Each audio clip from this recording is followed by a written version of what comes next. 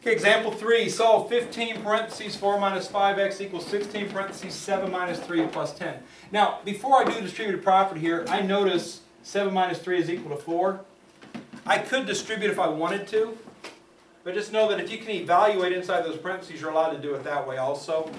So again, if I'd gotten 16 times 7 is 112, minus 16 times 3 is 48. 112 minus 48 equals 64.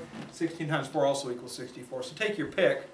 I can still distribute. That's legal. But for me, if I can evaluate by adding or subtracting, I find that easier than distributive property personally. So 15 times 4 is 60. 15 times negative 5x is negative 75x equals. And again, for me, I would have this mentally done. 4 times 16 is 64 plus 10. So again, task 1 is what it was. I get the parentheses gone by the distributive property. In this case, I also got rid of parentheses by evaluation. 4 times 16 is 64. But again, after step 1's done, I don't want any parentheses in this problem whatsoever. Parentheses get in the way and they cause people to make mistakes, so get them out as soon as possible. Next step is combining like terms. What I notice is the right-hand side has like terms, the left-hand side does not. But again, and then step 2, make a mental separation between those two parts. There's an equal sign, left-hand side, right-hand side of the equal sign are different. So 60 minus 75x, can't make that any prettier. 64 plus 10 is 74.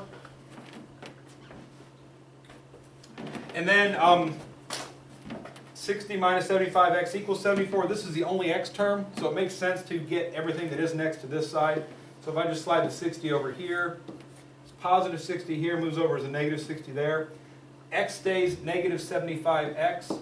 I have seen people beginning Algebra 1 students forget about minus signs in their work. So be careful that if you move this 60 over, it is a positive 60. Officially it's a positive 60.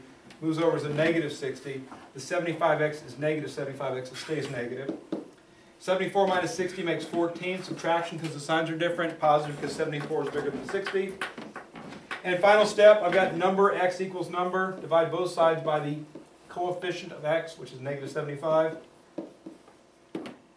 Notice I'm just dividing by the number, not the letter.